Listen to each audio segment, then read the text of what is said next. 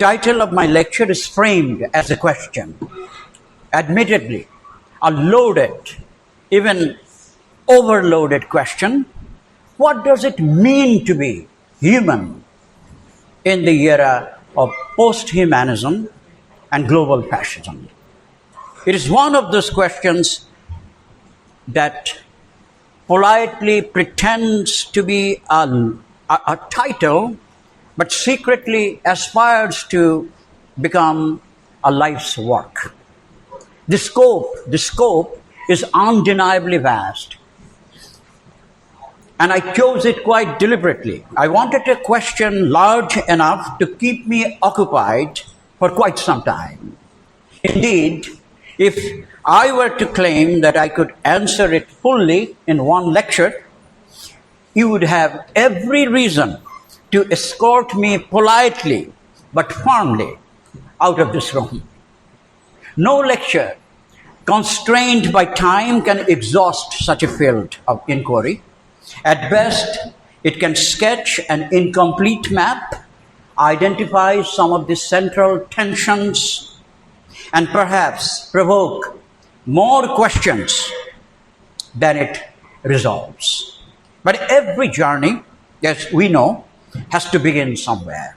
So let us regard today's lecture not as the last word on the subject, but simply as a modest beginning, an invitation to think together about what it might still mean to be a human at a historical conjuncture that increasingly calls the very category of the human, or what's called anthropocentrism.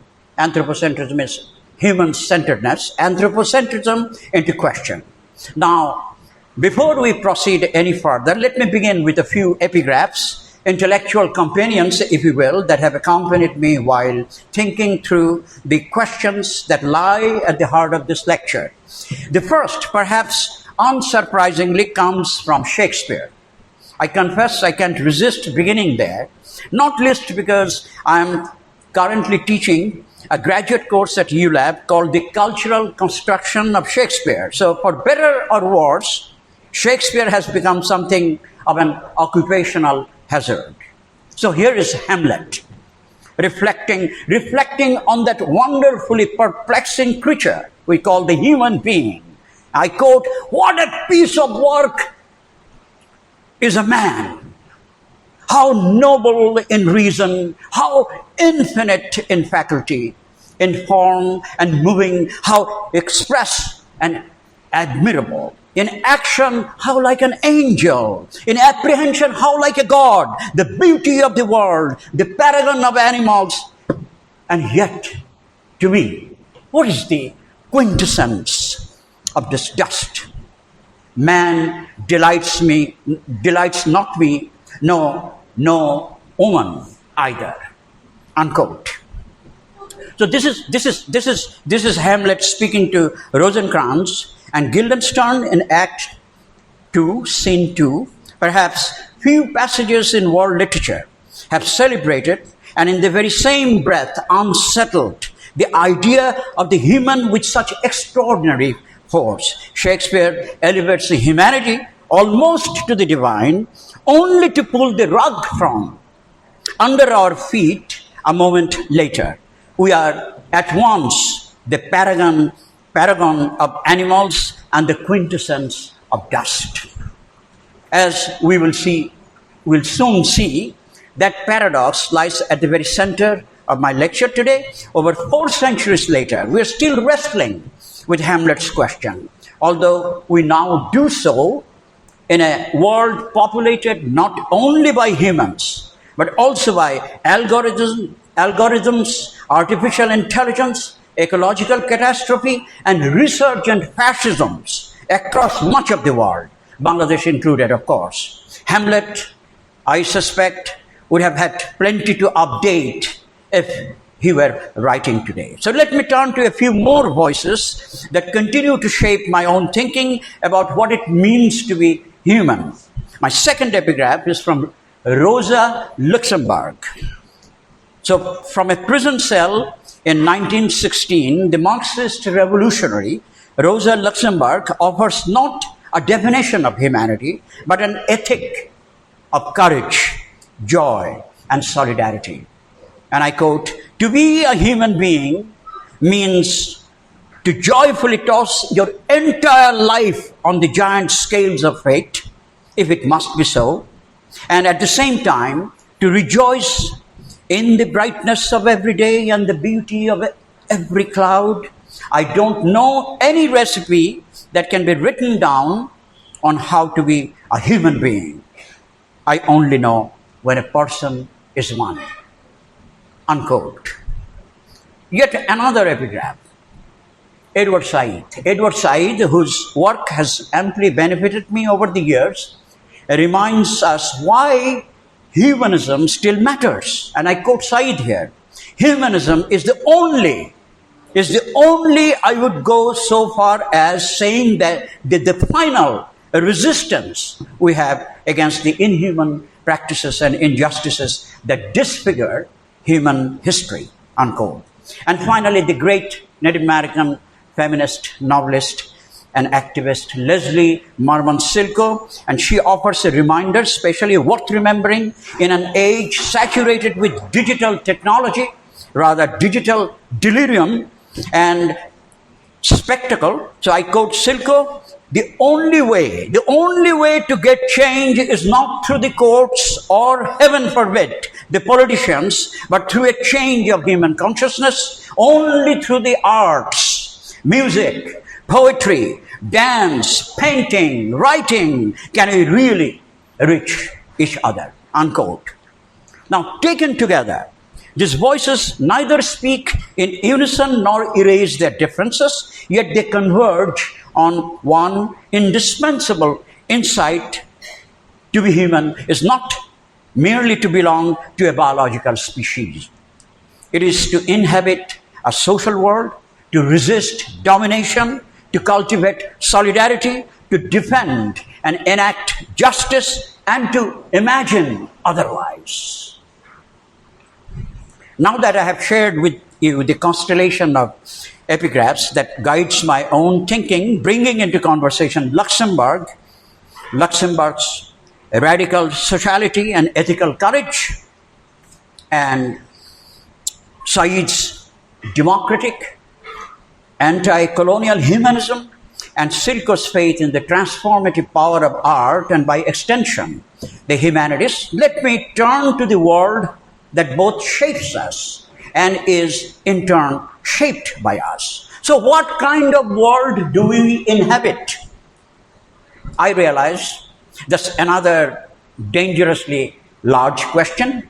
If we tried to answer it exhaustively this afternoon, the organizers would probably have to cancel dinner and perhaps tomorrow's program as well. So still, every serious inquiry into what it means to be human must begin by asking what kind of world produces, constrains, and enables particular forms of life. My own long-held theoretical contention is that we cannot make much sense of our world unless we pay close attention to the macro structures, the macro systems of power that organize it: capitalism, imperialism, colonialism and neocolonialism, racism, patriarchy, and heteronormativity, and other forms and forces of oppression, all profoundly interconnected rather than operating in isolation. But we must also ask another question. What is historically distinctive about our own moment, or for that matter, the contemporary global conjuncture? I would argue that we are witnessing the disturbing resurgence of authoritarian and fascist politics on a global scale. Different countries, of course, have different histories, even differently constituted times and spaces, and different institutional arrangements. Yet, across continents, we increasingly encounter familiar symptoms: militant ultranationalism, racial and religious supremacism, assaults on democratic institutions, attacks on intellectuals and universities and on the humanities within them, the criminalization of dissent, the policing of bodies and borders, ecological devastation, and an ever-deepening politics of fear. Global fascism, as I use the term, is not a single regime, but a transnational tendency, a dangerous convergence of authoritarian power, corporate capital, technological surveillance, militarism, and manufactured hatred. Now, nor, I would argue, can we make sense of ourselves without examining those macrostructures I have mentioned. After all, we do not live outside history, society, or power. We live within them. They shape our opportunities and our desires, our identities, our fears, our imaginations, and even our sense of what is possible, our resistances and rebellions included. Whether we recognize it or not, those systems accompany us into the classroom, the workplace, the marketplace, the family, the polling booth, the smartphone, and even the mirror. But at precisely this point, what has come to be known as posthumanism, a theoretical critical framework, interrupts us with a different set of unsettling and necessary questions. Human beings? Question mark. Human beings, only human beings? Are we, after all, the only beings that matter? Or even the only beings that meaningfully participate in the making of this world? Increasingly, post-humanist thinkers, I will return to them in more detail later, invite us to decenter the human and to recognize that we inhabit a densely entangled world populated by animals, plants, rivers, forests, oceans, microbes, algorithms, machines, and technologies, all interacting in complex and often unpredictable ways. The point, at its best, is not to diminish the human, but the human, but to challenge the conceit of human exceptionalism, the comforting fiction that humanity somehow exists outside the web of life. Those are indispensable questions, and we would be intellectually poorer if we ignored them. Yet, another danger confronts us today. At precisely the historical moment when post-humanism asks us to decenter the human, global fascism is busy dehumanizing human beings. Refugees, migrants, Palestinians, black communities, indigenous peoples, religious minorities, queer and trans communities, dissidents, and the poor continue to be rendered disposable by systems of domination that decide whose lives matter and whose do not. In other words, before we rush to proclaim the end within quotation marks, or decentering within quotation marks of the human, we must first confront the unfinished political struggle over who has ever been permitted to count as fully human. This, I think, is where Karl Marx, Rosa Luxemburg, Franz Fanon, Edward Said, and Leslie Marmon Silko, and even the most compelling strands of post-humanist thought can enter into a productive conversation rather than a sterile opposition. The challenge before us is not to choose between humanism and post-humanism. It is to imagine forms of life that reject both human exceptionalism and the dehumanization of human beings. If today's question is, what does it mean to be human? Another immediately follows, what kinds of social, political, economic, cultural, and ecological arrangements make human and more than human flourishing possible in an age increasingly threatened by global fascism, whose imperialist height is represented today by none other than Donald Trump. But where there is power, there is also resistance. Where there is Trump, there are also anti-Trump movements gathering momentum in various ways. Isn't it heartening? I don't know whether you would agree with me on this. Isn't it heartening that history was already made, in some ways at least, on June 24th?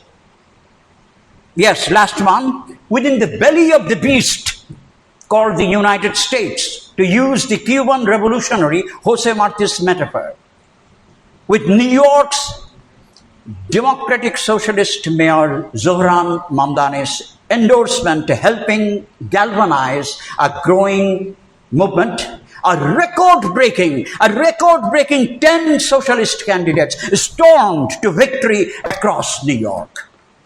Among them are Palestinian-American Aber Kawas, Brad Lander, Claire Valdez, Daria Liza Avila Chevalier, and others.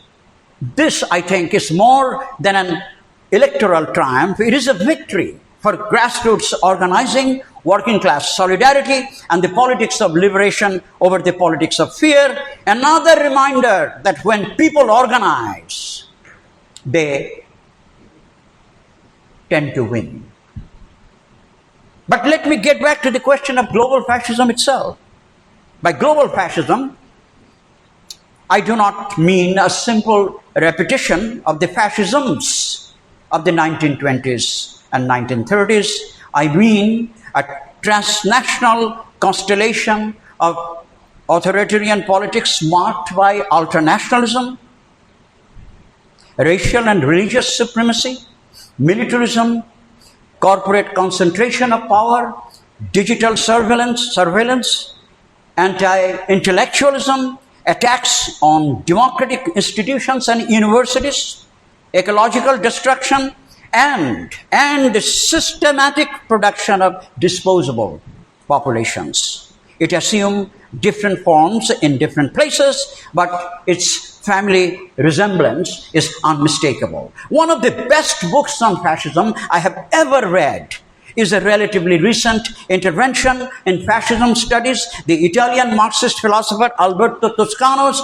2023 book called Late Fascism. Its subtitle is Race, Capitalism, and the Politics of Crisis. As Toscano puts it, I quote Toscano here, Toscano, fascism, like other political phenomena, varies according to its socio-economic context, unquote. In the context of Bangladesh, for example, fascism has its own historically determinate registers, resonances, valences, and vectors. Now, my inquiry calls for further reflections on the questions of both humanism and post-humanism. Let me take up the question of humanism first. Humanism is a term that often provokes suspicion, and understandably so. In certain theory-spouting circles in Bangladesh, as elsewhere, I frequently encounter the view, influenced in part by post-structuralist, postmodern, and even certain post-colonial theories, that humanism is simply exhausted, irredeemably Eurocentric, and therefore best left behind. I think the matter is considerably more complicated. There is not one humanism, but many humanisms. In fact, there are competing genealogies of humanism. There is certainly the familiar Renaissance and Enlightenment tradition of humanism that placed, within quotation marks, man with a capital M, at the center of the universe, a figure imagined more often than not as rational, autonomous, European, white, male, propertied, and implicitly superior both to other peoples and to the rest of nature. That version of humanism was frequently, though variously, pressed into the service of colonial expansion, imperial conquest, and the civilizing mission. Deeply tied, as they all are, to the macrologic and micrologic of capitalism as a decisively global mode of production.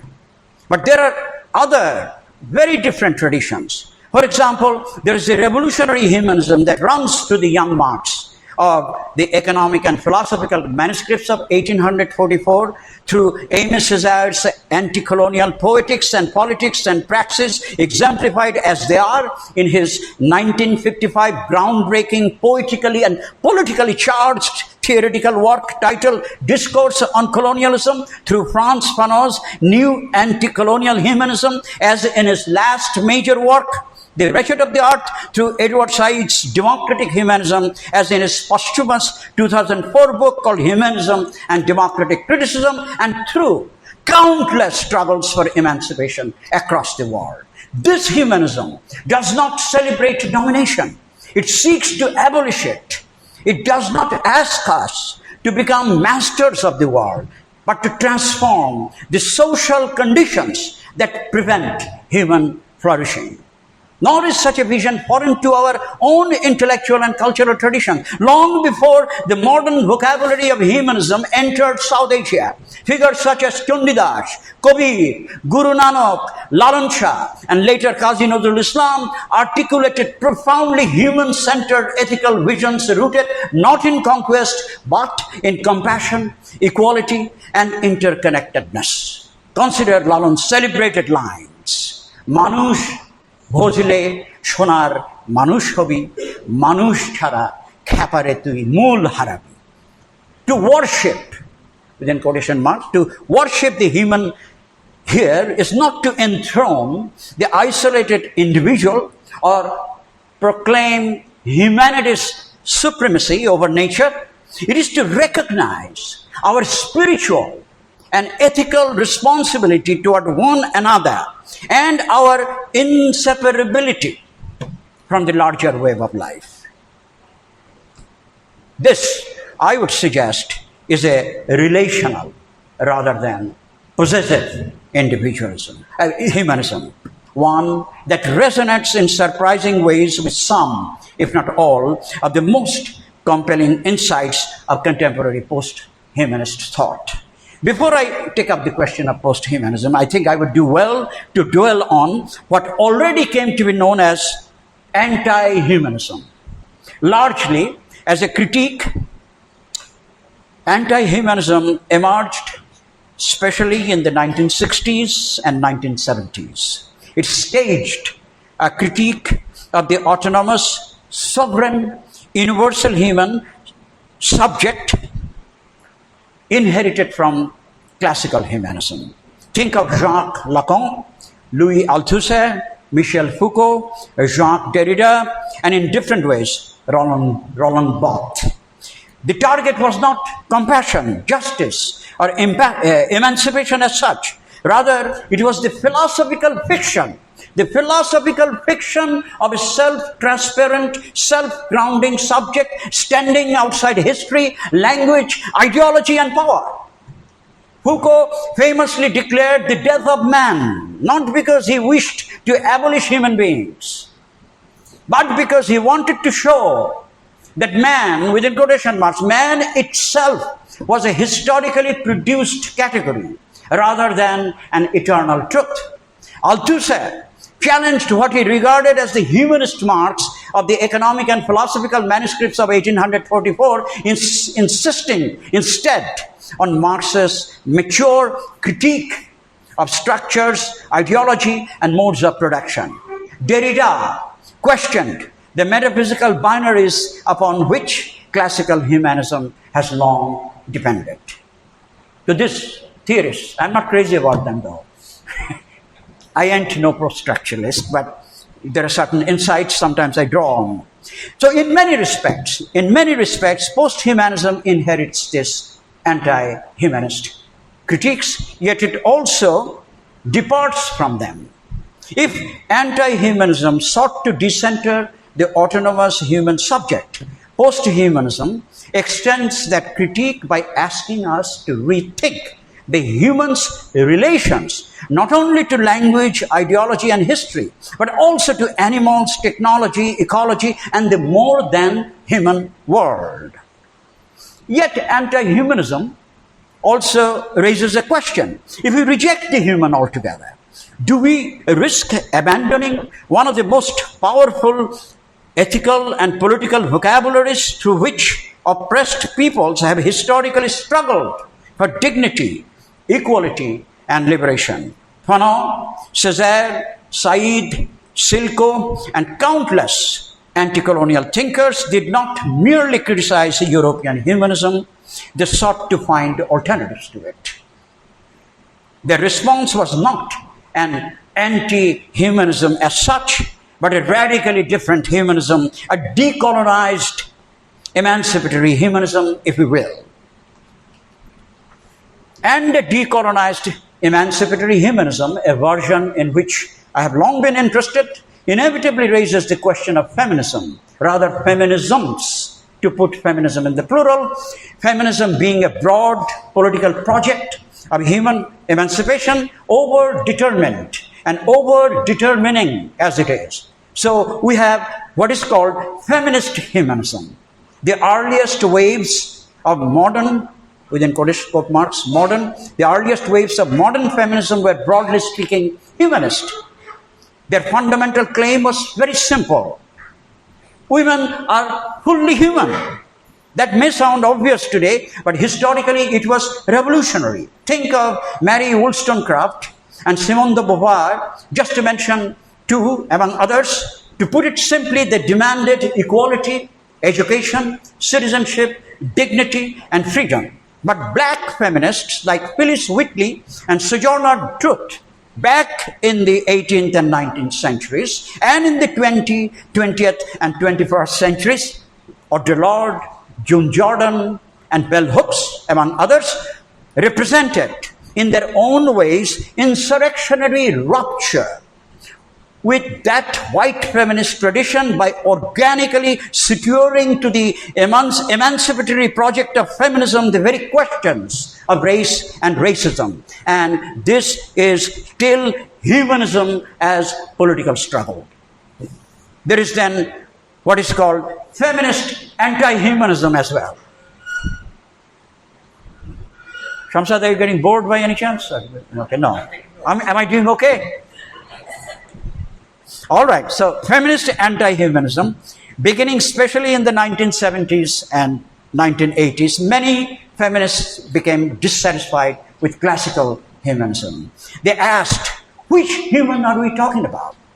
The so-called universal human often turned out to be, as I've already pointed out, male, white, bourgeois, heterosexual, European. Here in this particular context, feminist theory, generally speaking, converged with anti-humanism. Think of Lucy Irigaray, Helen Sissou, Judith Butler, the early Donna Haraway. Instead of asking, what is woman? They asked, how is woman historically produced? Gender became performative, relational, discursive. The human subject itself became unstable. So, what then is post-humanism? Broadly speaking, post-humanist thinkers invite us to rethink one of the Enlightenment's stubborn axioms, that the human is an autonomous, rational, self-sufficient, and even exceptional being standing above nature and other forms of life. They remind us that this supposedly universal human has often been imagined as implicitly white, male, Western, able-bodied, and privileged in other ways. Against such assumptions, rather axiomatics, post-humanism argues that human existence is always relational and profoundly entangled with animals, ecosystems, technologies, machines, algorithms, and countless other forms of life and materiality. The point is not to abolish the human, but to question human exceptionalism and anthropocentrism, encouraging us to imagine more ethical and sustainable ways of inhabiting a shared world. This broad intellectual movement has been shaped by a remarkable range of thinkers. Donna Haraway's celebrated Cyborg Manifesto, published in 1985, unsettles conventional boundaries between human and machine, nature and culture. Rosie Braidotti's book, The Posthuman, published in 2013, develops what is called critical posthumanism, grounded in interdependence, relational ethics, and posthuman feminism. In Catherine Haley's, in her book, not new, How We Became Posthuman, published in 1999, examines how cybernetics and digital technologies have transformed our understanding of the human subject into an informational pattern. Francesca Ferrando, in their 2019 book called Philosophical Posthumanism, has advanced a theoretically rich account of posthumanism that challenges anthropocentric thinking, while their latest 2024 book called The Art of Being Human, Who Are We in the 21st Century, asks not simply what posthumanism is, but how we might live it, arguing for an ethics grounded in the profound interconnectedness of humans, non-humans, technology, and the more than human world, developing what they call existential posthumanism. Now, Carrie Wolf's 2019 book called What is Posthumanism already brought posthumanism into productive dialogue with systems theory and animal studies. And then David Rodden's 2015 book, Posthuman Life, Philosophy at the Edge of the Human, finally explores what he calls speculative posthumanism, asking how artificial intelligence and emerging technologies may fundamentally reshape what we mean by the human itself. Despite their important differences, these thinkers share a common concern to move beyond inherited conceptions of the human toward a more relational, interconnected, and ecologically attuned understanding of life. These transformations have also reshaped the humanities themselves. Over the past 2 decades, the emergence of the digital humanities has expanded the ways scholars read, archive, visualize, map, and analyze texts and cultures. Computational methods, artificial intelligence, and digital archives have opened exciting new possibilities for research and teaching. Yet, they also compel us to ask familiar but increasingly urgent questions. Who owns digital technology, digital knowledge? Whose languages and archives become visible? Which histories are preserved and which remain marginalized? In other words, the digital humanities are never merely technical. They are inseparable from questions of power, access, inequality, and what might be called and what has been called by a whole host of theorists, epistemic justice.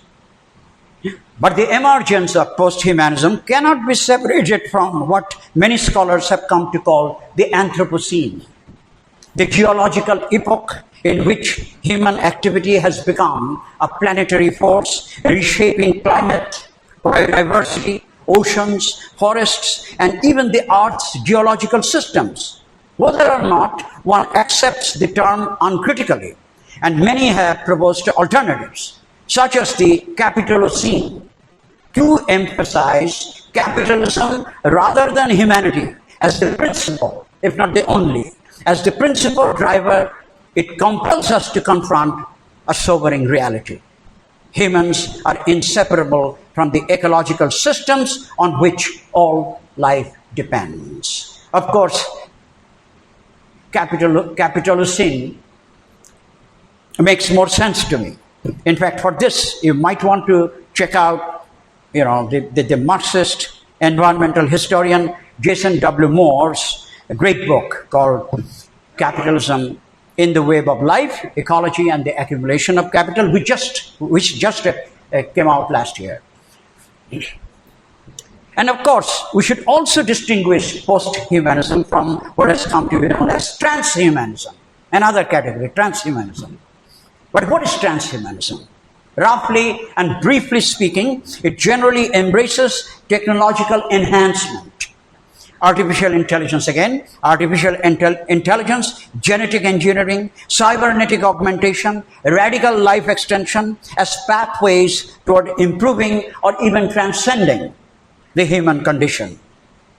Post-humanism, by contrast, is less concerned with upgrading the human than with questioning the very assumptions about the human that have long structured Western thought.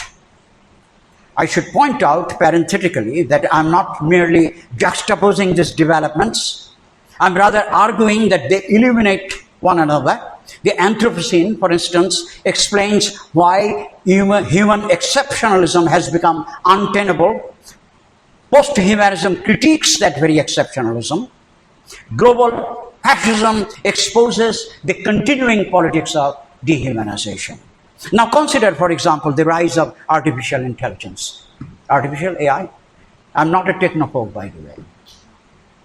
I have no problem accepting that AI possesses extraordinary potential in certain instances. It can democratize, as some have claimed, access to knowledge, accelerate scientific discovery, facilitate cross-language translation, even improve healthcare, and sometimes help address complex environmental challenges.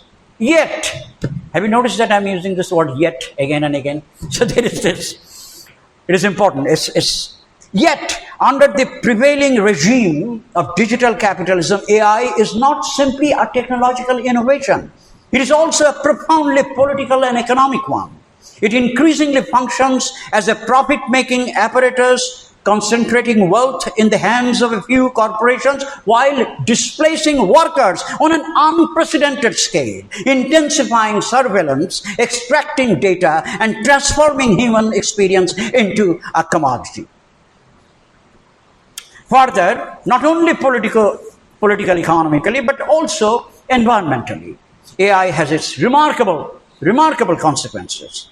Mark what the environmental scientist Lauren E. Bridges has to say in a very recent essay called Environmental Impacts of AI, published on 25th June 2026, last month. I quote Bridges here. AI is lauded as a potential solution to climate change, enabling smart grids, maximizing resource allocations. I'm still quoting, and by the way, I'll quote her at some length. Resource allocations, reducing operational waste, and accelerating material discovery for carbon reduction. Yet AI's potential climate mitigations sit uneasily against AI's extractive and consumptive nature.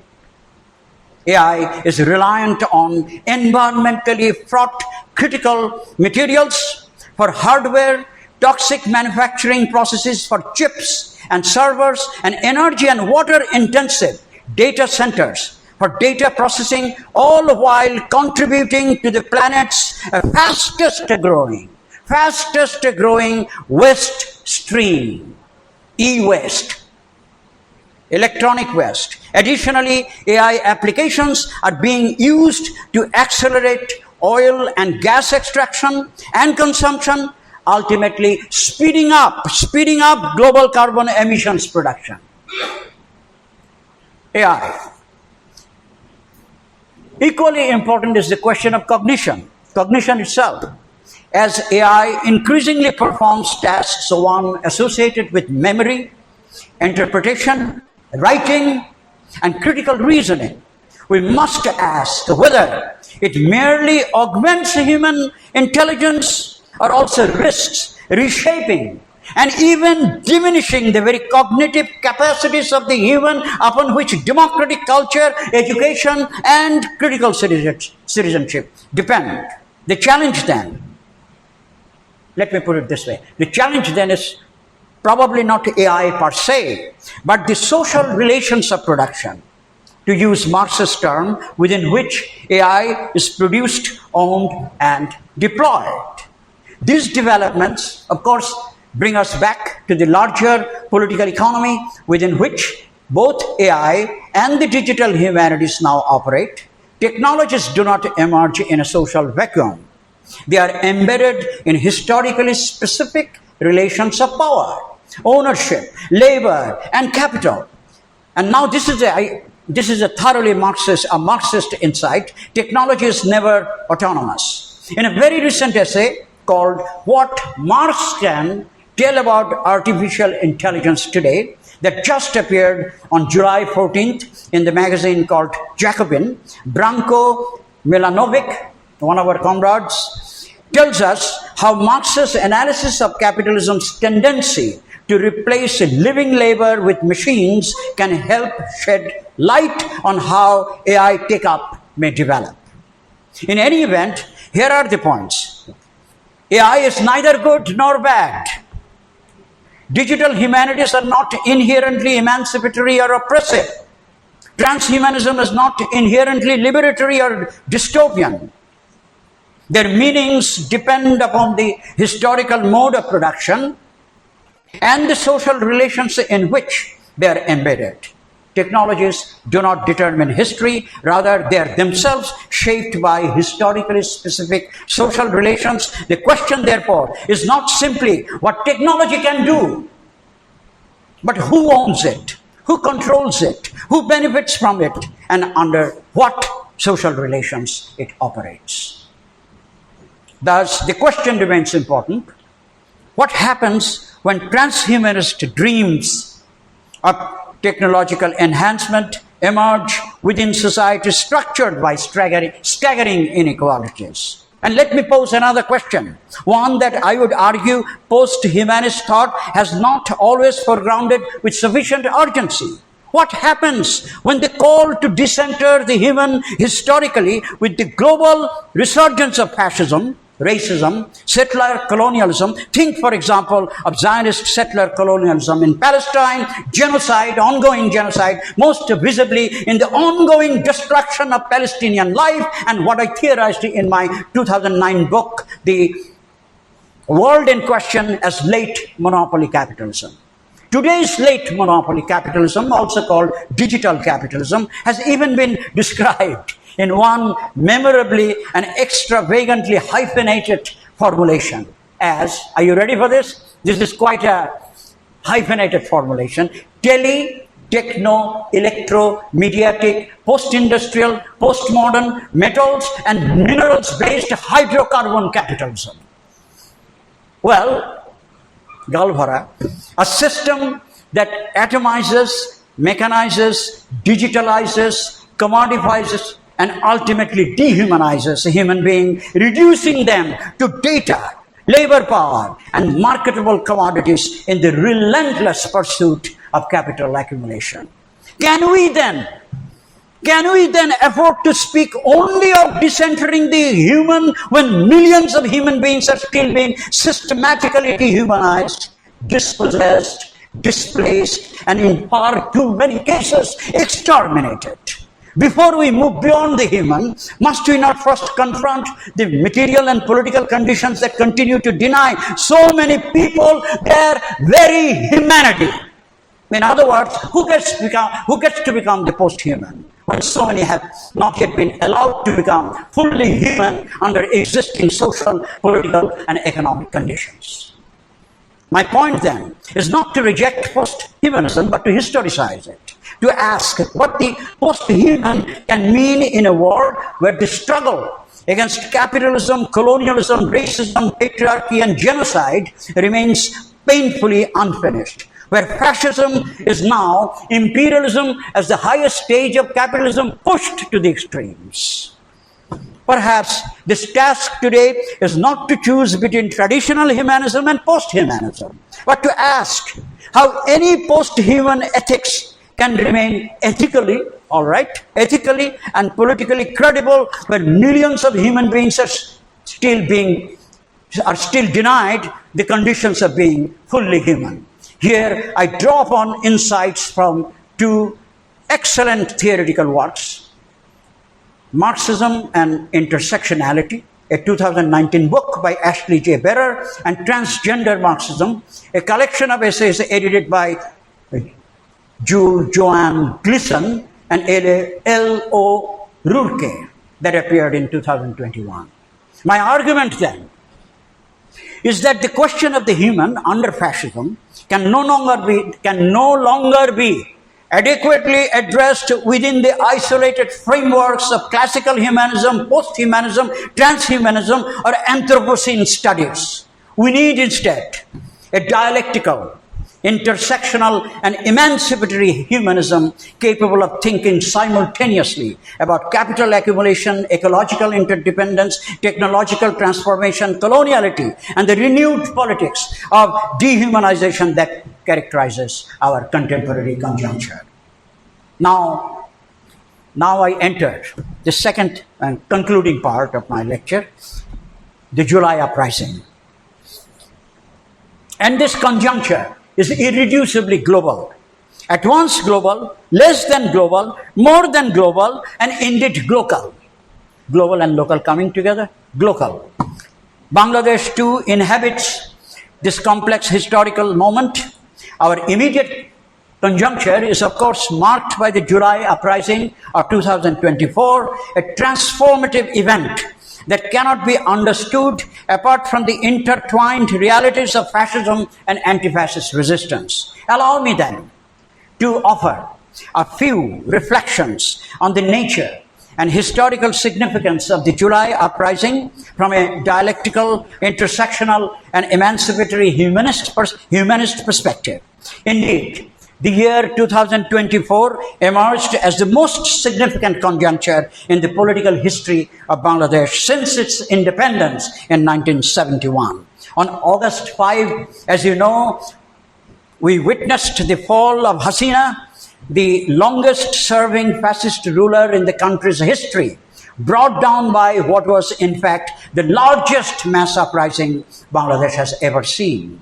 Also known as the July Uprising, it inaugurated an unprecedented historical moment. For the first time, a politically unaffiliated student-led movement succeeded in toppling an entrenched fascist autocracy, forcing Sheikh Hasina to flee. Its significance resides not only in its outcome, but also in its form, a decentralized, non-hierarchical movement that attested to the extraordinary creativity, courage, and determination of both the youth and the people. It is true, historically true. The aftermath is a different thing. That's altogether a different issue, which, however, cannot be dissociated from the July Uprising itself. Hopefully, I will take up that issue, that question later. Indeed, the uprising was an epic of resistance, what some have aptly metaphorized as a political earthquake that transformed the mundane prose of everyday life into the vibrant poetry of collective struggle, particularly during July and August. It was written with the blood, sweat, and tears of the people themselves as they came together across classes, genders, professions, occupations, political parties, organizations, generations, and communities. Even children, cradled in their mother's arms or perched on their father's shoulders, were visibly present on the streets, embodying the collective spirit of resistance. The costs were staggering.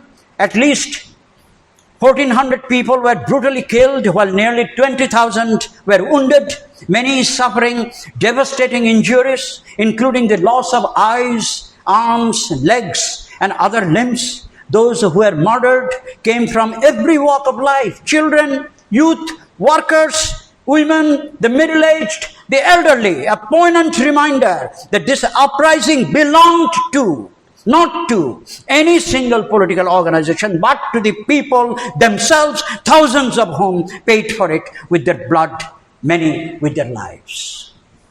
Its immediate success, however, cannot be understood in isolation. It was rooted in more than 15 years of accumulated struggles, often unsuccessful, yet generative of political consciousness, collective rage, and organizational experience. To grasp the significance of 2024, therefore, requires accounting not only for its radiant singularity, but also for its determinate connections to the past. We must historicize.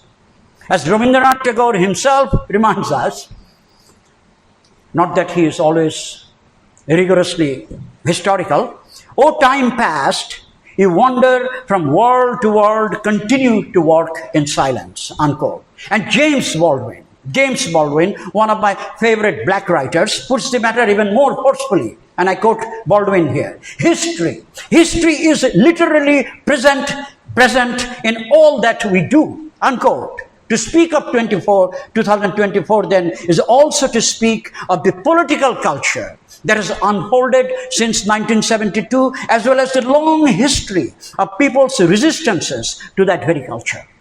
It would therefore constitute a grave historical injustice. Let me repeat.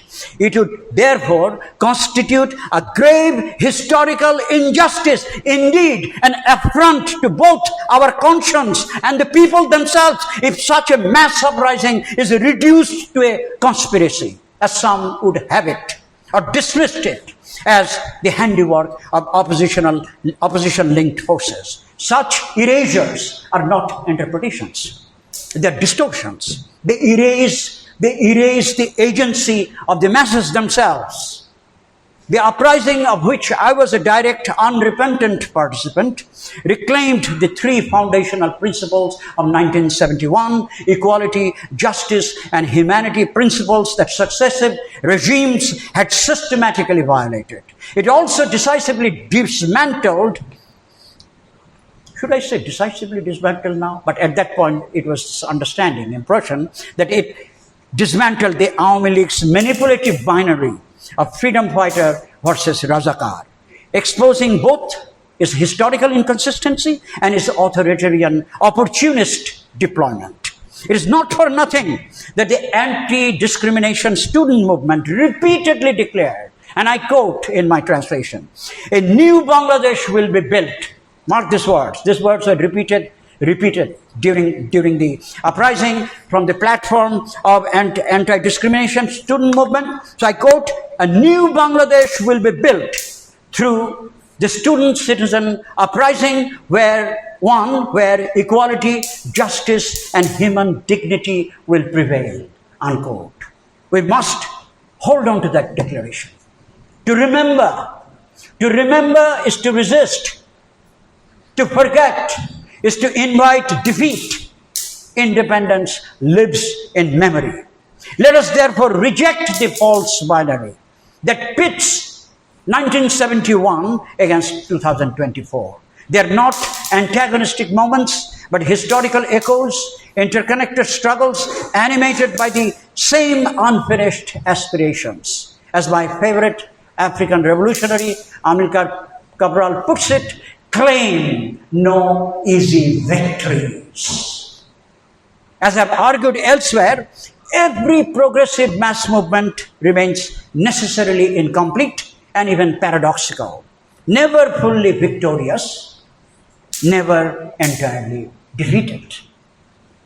The struggle persists, even as powerful domestic and external forces continue attempting to discredit both the emancipatory possibilities opened by 2024 and the unfinished legacy of 1971. What is required now is what I would call again a dialectical, intersectional, emancipatory humanism.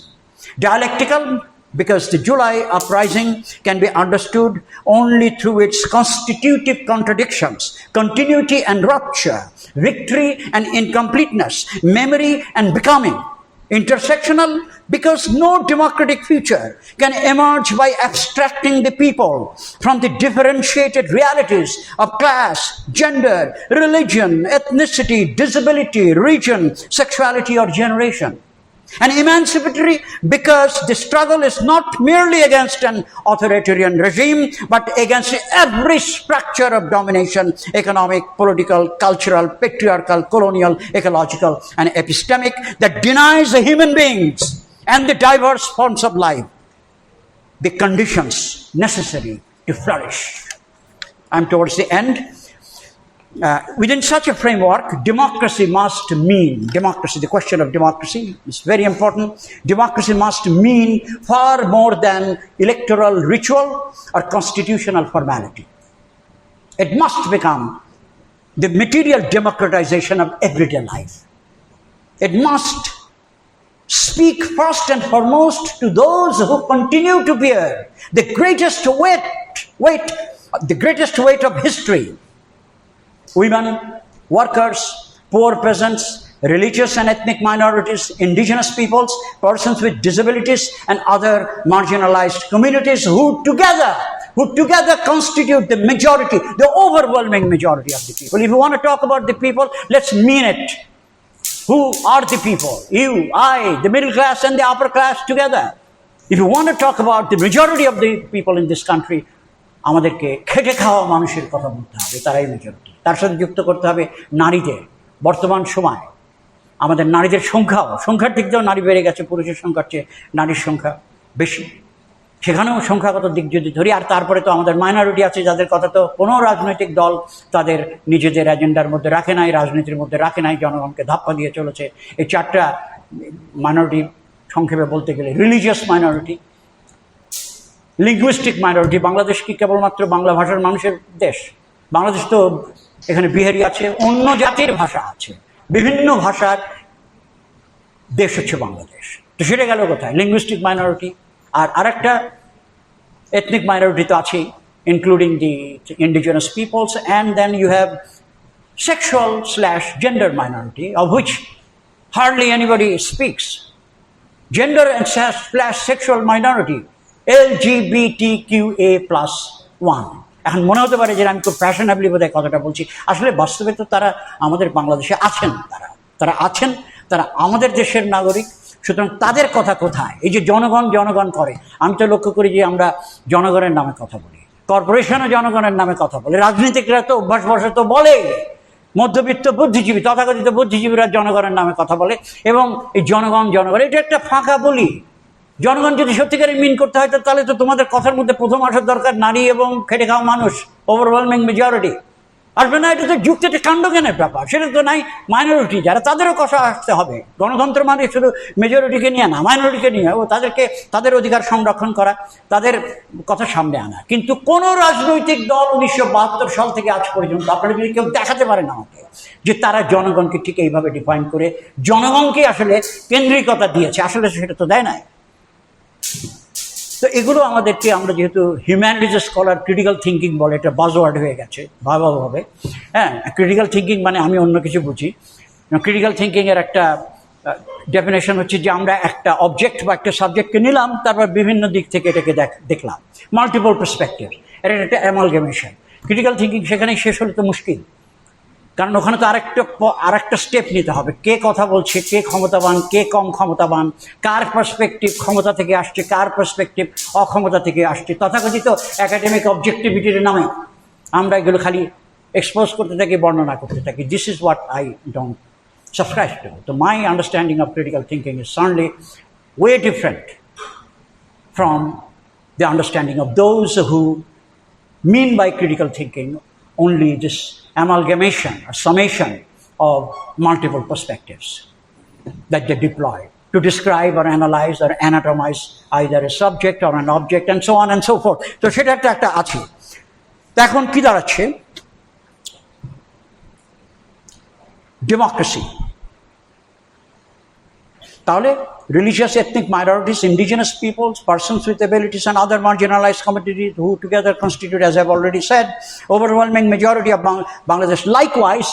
Likewise, independence must come to signify not the ornamental sovereignty of a privileged few, but the economic, political, cultural, and intellectual emancipation of that majority. But let us also be clear, no such emancipatory horizon can be realized within a political culture within a political culture that has remained stubbornly middle class centric, Dhaka bound, dynastic. আচ্ছা, আপনারা বলেন যে আমরা যে নতুন বাংলাদেশ করার কথাটা কি উঠেছিল না? আমাদের জুলাই গণঅভ্যুত্থানের সময় কি নতুন বাংলাদেশের কথা আমরা বলেছি নতুন বাংলাদেশের কথা। কিন্তু নতুন বাংলাদেশ আপনি কি করে গড়বেন? পুরাতন রাজনীতি দিয়ে। এটা তো কাণ্ডজ্ঞানের ব্যাপার। পুরাতন রাজনীতি কি? এই যে এই পরিবারতান্ত্রিক রাজনীতি, এটা তো পশ্চাৎপদ রাজনীতি। এটা তো পৃথিবীতে তো এটা না বোঝার তো কোনো কারণ নাই। তো আপনি পশ্চাৎপদ রাজনীতি দিয়ে নতুন বাংলাদেশ করবেন, মধ্যপন্থা, এটাও তো পশ্চাৎপদ ক্যাটাগরি। মধ্যপন্থা দিয়ে আপনি কি বাংলাদেশের মধ্যপন্থী দিয়ে কি আপনি নতুন বাংলাদেশ করবেন? এই প্রশ্নগুলো আমাদের ওঠানো উচিত ক্রিটিক্যাল হিউম্যানিটিসের ছাত্রছাত্রী হিসেবে। আমি তো ক্রিটিক্যাল হিউম্যানিটিসের ছাত্র, সুতরাং আমি প্রশ্নগুলো ওঠাতে চাই। এগুলো তো ধাপ্পাবাজির মধ্যে পড়েছে। সুতরাং আমি সেটাই বলবো যে no such emancipatory horizon can be realized within a political culture that has evolved and that has remained stubbornly middle-class centric, Dhaka-bound, dynastic, masculinist, and beholden to money and the market. Indeed, the mainstream ruling class political culture that has evolved between 1972 and now was increasingly marked by what I call the fascism of politics. That is to say, the commodification and commercialization of politics, the bureaucratization of power, the militarization of governance, the class-driven instrumentalization of religion, and the criminalization of politics itself. Under Sheikh Hasina, this tendency is crystallized in extreme nationalism, authoritarianism, even corporatism, media monopolization, leader fetishism, organized state violence, and pervasive surveillance. To speak of equality, justice, and human dignity under such conditions is to speak in promises perpetually deferred. ফ্যাসিজমের কথা একটু হিস্টোরিসাইজ করতে হবে। ফ্যাসিজমের শুরু আসলে শেখ মুজিবুর রহমানের সময় থেকে। আমাকে একজন জিজ্ঞাসা করেছিল যে সবচাইতে ক্লাসিক ফ্যাসিস্ট স্টেটমেন্ট বাংলাদেশে উচ্চারিত হয়েছে সেটা কোনটা? ক্লাসিক ফ্যাসিস্ট স্টেটমেন্ট, ওই একটা স্টেটমেন্ট ধরলে বোঝা যায় ফ্যাসিজম কি, অনেকটা বোঝা যায়। সেটা কি আমাদের মনে আছে? কেউ বলতে পারবেন? সেটা হচ্ছে সবাই তোরা বাঙালি হয়ে যা। এটা হচ্ছে ক্লাসিক ফ্যাসিস্ট স্টেটমেন্ট। সবাই বাঙালি হতে হবে কেন? এই দেশের নাগরিক তো অবাঙালি আছে, তাদের কি হবে? আরও মানুষ আছে, তাদের কি হবে? এইটা হচ্ছে classic fascist statement. So I have written about this also, যে বঙ্গবন্ধু বলি আমরা যাকে, শেখ মুজিবুর রহমান, শেখ মুজিবুর রহমান বাংলাদেশের রাজনৈতিক ইতিহাসে যেটা করেছে সেটা হচ্ছে ফ্যাসিজমের বীজ বপন করে দিয়ে গেছে। তবে বেটি কিন্তু বাপকে টেক্কা দিতে পারে না গণহত্যার বিষয়ে। আপনারা হয়তো অনেকে জানেন না যে শেখ মুজিবুর রহমানের শাসনামলে, শেখ মুজিবুর রহমানের শাসন, এটা ঐতিহাসিকভাবে সত্য, বদরুদ্দিন ওমর লিখেছেন, আরও কিছু লেখার মধ্যে এসেছে যে একটা গণহত্যা হয়েছিল। প্রায় 30,000, অনেকে বলে আবার 40,000, যে ধরলাম 30,000 মানুষকে হত্যা করা হয়েছে। একটা স্বাধীন দেশে, নিজের দেশে 30,000 মানুষ মৃত্যুবরণ করেছে, হত্যা করা হয়েছে। 30,000 মানুষ, একটা পার্টি ছিল। এটা তো সত্য। তারা যুক্তি দিবে যে ওই সময় থাকতে হবে, এই করতে হবে, সেই করতে হবে, কিন্তু একটা পার্টি ছিল। এবং শুধু তাই না, পেপারে ছিল একটা। এগুলো দুর্ভিক্ষ হয়েছে, সমস্ত কিছু মিলিয়ে। কিন্তু হত্যার কথাটা যদি বলা হয়, এটাকে ধামাচাপা দিয়ে রাখা হয়েছে দীর্ঘ সময় ধরে ইতিহাসের এই বিষয়গুলোকে। আমি শেখ মুজিবুর রহমানের অবদানকে কোনোরূপে কখনোই অস্বীকার করি না। বাংলাদেশের মুক্তিযুদ্ধের কথা প্রসঙ্গে এলে শেখ মুজিবুর রহমান তো অবশ্যই উচ্চারিত হবে। তিনি জনগণের স্বীকৃত নেতা ছিলেন, তিনি মোবিলাইজ করতে পারতেন। এবং 1970 সালেও শেখ মুজিবুর রহমান যে পরিমাণ ভালোবাসা পেয়েছিল, এরকম ভালোবাসা রাজনৈতিক বাংলাদেশে, মানে তখনকার পূর্ব পাকিস্তানের ইতিহাসে ওইভাবে অত পায় না, এটাও সত্য। কিন্তু শেখ মুজিবুর রহমানের অবদানের কথা বলবো, কিন্তু তার অপরাধের কথা বলবো না, এটা তো ঠিক হবে না। আমাকে শেখ মুজিবুর রহমানকে সমগ্রে দেখতে হবে। এক অকে আপনি ওপরে নেবেন, মানে ধরেন অবদানটা এমনই মনে হবে যে শেখ মুজিবুর রহমানের যেন কোনো ভুল নাই, উনি কখনো ভুল করতে পারেন না। তিনি এমন একজন ফেরেশতা, তিনি কখনোই ভুল করতে পারেন না। তাকে ফেরেশতার স্থানে আপনি তাকে স্থান করে দিলেন। আবার অন্যদিকে আরেকটা আছে, সেটা হচ্ছে অপরাধ। এমন অপরাধ করেছে যে তাকে মনে হয় যে একেবারে শয়তান, কোনো অবদান নাই বাংলাদেশের ইতিহাসে মুছে পাবো।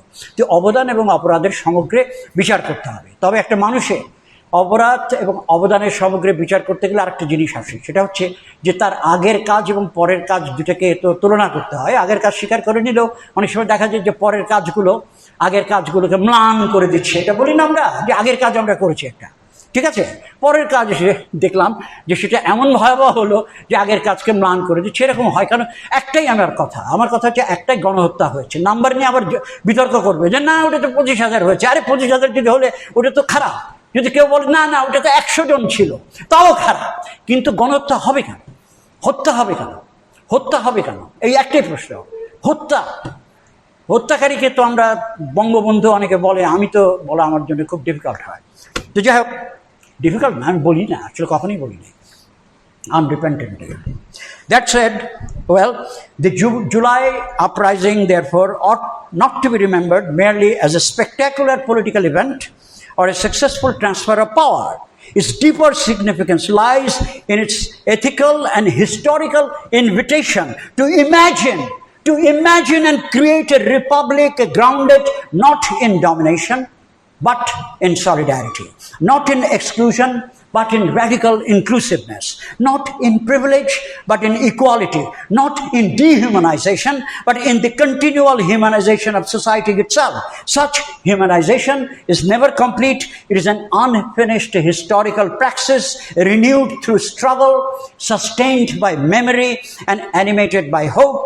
The task before us, then, is not reformist tinkering, but radical reorientation, returning independence to the people who made it possible in both 1971 and 2024, and who continue even now to struggle to claim it. That, to my mind, remains the unfinished project of dialectical, intersectional, emancipatory humanism. Thank you very much. Thank you for listening to me.